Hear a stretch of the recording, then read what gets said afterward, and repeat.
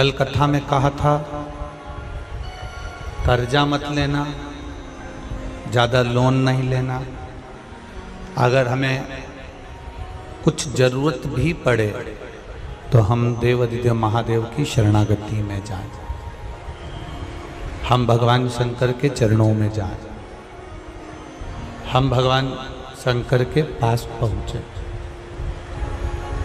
अगर हम देवाधिदेव महादेव के चरणों तक पहुँच गए तो हमारा जीवन सार्थक हो गया।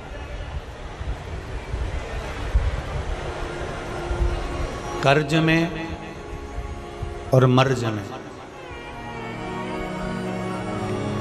कोई साथ नहीं देता। कर्ज में और मर्ज में तुम्हारा कोई साथ देने वाला नहीं होगा। जब शरीर में कष्ट होगा, रोग होगा, बीमारी होगी, तकलीफ होगी, दुख होगा, कष्ट होगा, परेशानियां होंगी, तब कोई साथ देने वाला नहीं होगा।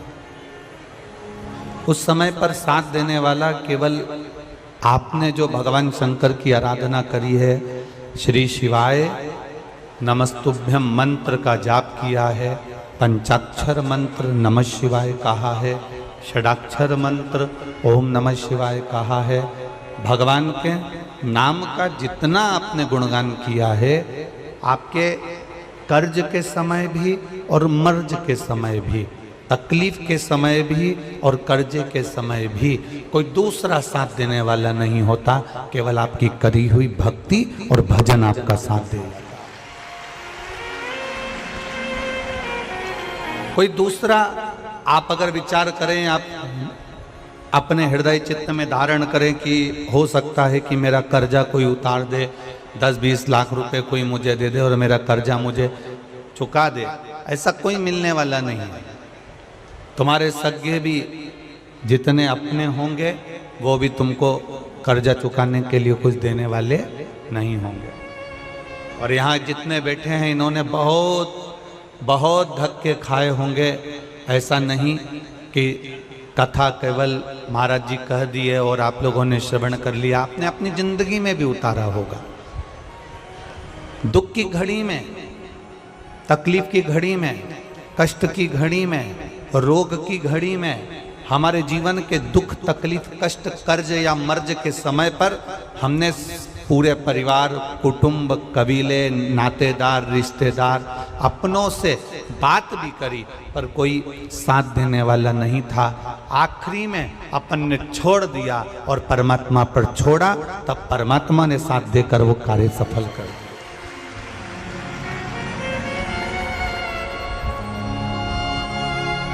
यहां जितने मिलेंगे कोई साथ देने वाला नहीं है। कर्ज में और मर्ज में साथ देने वाला अगर मिलेगा तो मेरा महाकाल बाबा, मेरा काल अधिपति, मेरा महाकालेश्वर, मेरा कुबेर भंडारी ही मिलेगा। दूसरा कोई साथ देने वाला नहीं है सर।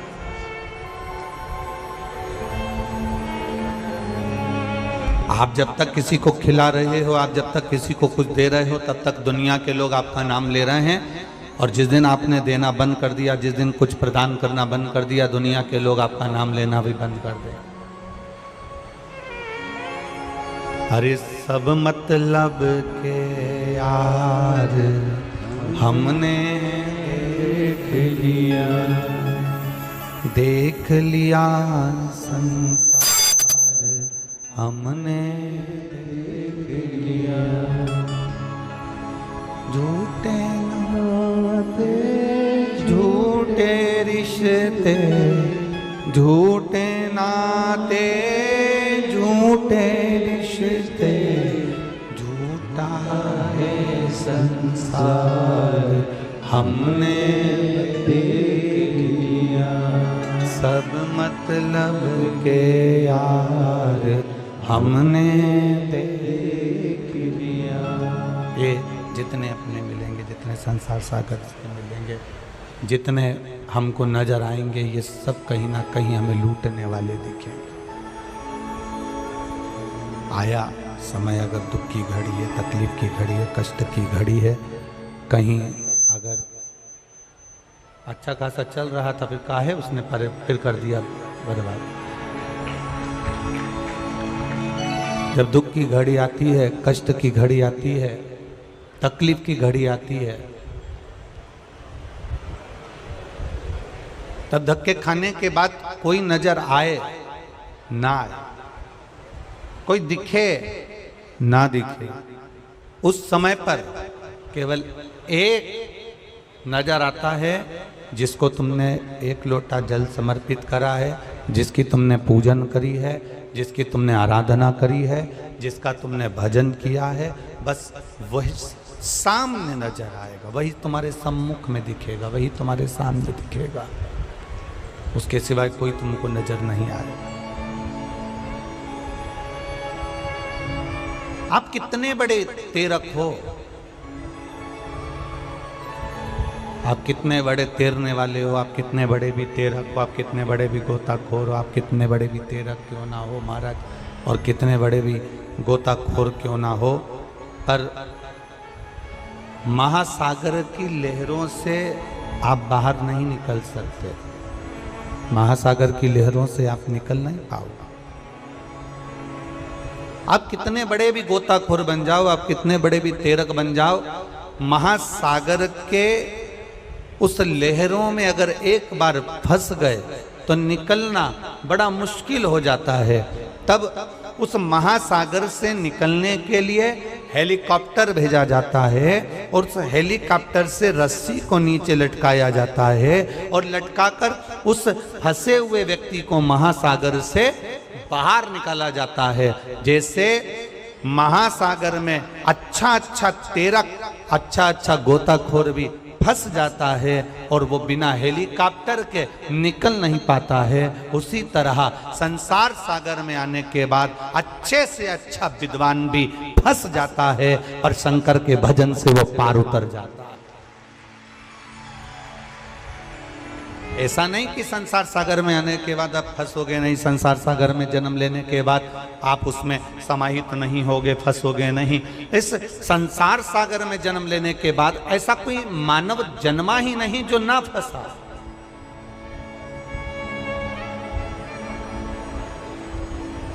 इस संसार सागर में जन्म लेने के बाद ऐसा कोई मानव है ही नहीं जो फंस ना पाया हो।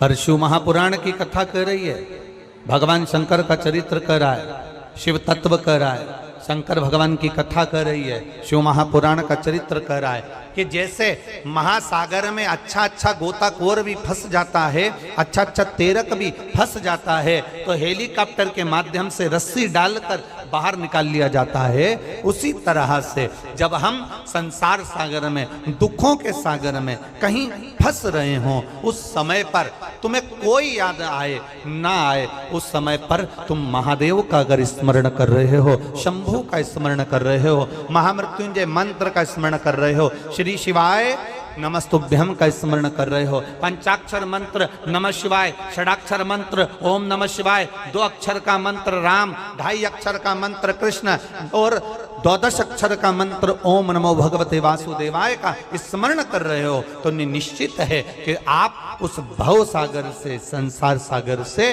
कुछ पार उतर सकते हो, आप दूर जा सकते। अरे सब मतलब के यार हमने देख लिया, संसार हमने देख लिया, झूठे नाते झूठे रिश्ते, झूठे नाते झूठे रिश्ते, अरे झूठा है संसार हमने देख लिया, सब मतलब के यार हमने देख लिया। आज जितना सुख हम भोग रहे हैं। ये परमात्मा की कृपा से हमने जो पूर्व में करा होगा, इसलिए अच्छा घर मिल गया, हमने पूर्व में कुछ अच्छा करा होगा, अच्छा पति मिल गया, पूर्व में हमने कुछ अच्छा करा होगा, अच्छी पत्नी मिल गई, पूर्व में कुछ अच्छा करा होगा, अच्छे बच्चे मिल गए, पूर्व में कुछ अच्छा करा होगा तो अच्छा परिवार मिल गया, पूर्व में कोई अच्छा करा होगा तो हमारा सनातन हिंदू धर्म मिल गया, और पूर्व में कुछ अच्छा करा होगा तो शिव महापुराण की कथा में। ये सनातन हिंदू धर्म भी ऐसे ही नहीं मिल जाता, हजारों हजारों जन्म, कौटि कौटि जन्म हमारे निकल गए होंगे। स्वयं शंकर भगवान माता पार्वती से कहते हैं, पार्वती सुनो, मेरा भजन करने वाला संसार सागर में ऐसे ही जन्म नहीं लेता, मेरी कथा सुनने वाला संसार सागर में ऐसे ही जन्म नहीं लेता, मेरे मंदिर में आने वाला संसार सागर में ऐसे ही जन्म नहीं लेता, मेरा मंत्र जाप करने वाला संसार सागर में ऐसे ही जन्म नहीं लेता। सुनो पार्वती, 84 लाख योनियां जब वो काटता है, प्रत्येक योनि में मेरा स्मरण करता है, तब जाकर कुछ अच्छा करते करते सनातन हिंदू धर्म में उसका जन्म होता है, तब जाकर वो भगवान का भजन कर पाता है, तब जाकर वो शिव की स्तुति कर पाता है। और सुनो पार्वती, ऐसा कोई धर्म नहीं जिसमें शिव नहीं। सुनो पार्वती, ऐसा कोई धर्म नहीं है जिस धर्म में लोग कहते हैं हम मंदिर नहीं जाते, जिस धर्म में लोग कहते हैं हम शंकर जी को नहीं मानते, जिस धर्म में लोग कहते हैं हम मूर्ति की पूजन नहीं करते, जिस धर्म में लोग कहते हैं हम देवालय शिवालय तीर्थ नहीं जाते, हम आपके धर्म को नहीं मानते। शिव महापुराण की कथा कहती है, इनके पूर्वजों को उठाकर देख लेना, ये आज भी शंकर की पूजन करते हैं और कल भी करते रहेंगे। शिव के बिना इनकी मुक्ति नहीं है, शिव के बिना इनका मोक्ष नहीं है, शंकर के बिना इनका उद्धार नहीं है।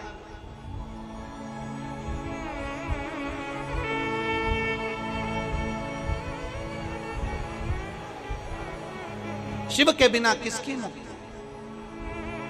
एक बार जरा ध्यान दीजिएगा, आपको अगर मान लो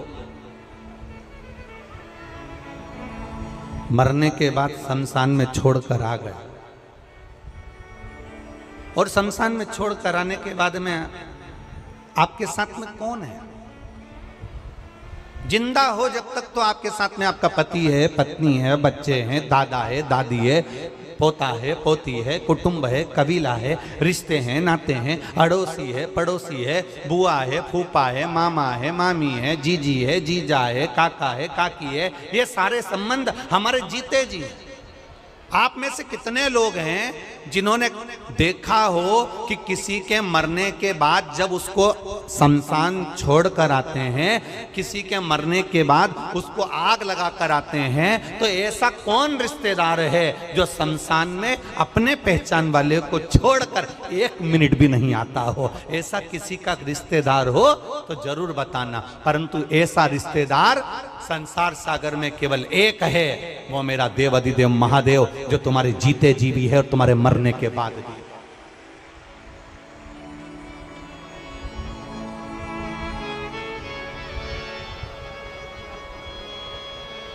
जीते जी भी है और मरने के बाद। महाराज, इससे तो आगे भजन ही है साथी, हर के भजन बिन अकेला रहेगा। अरे मन ये 2 दिन का मेला रहेगा, कायम जग का झमेला रहेगा। साथी है मित्र गंग के जल बिंदु पान तक, अर्धांगनी बढ़ेगी केवल मकान तक। परिवार के सब लोग चलेंगे इस मसान तक, बेटा भी हक निभाएगा तो अग्निदान तक। बस यहीं तक सब हैं, उसके बाद कोई नहीं।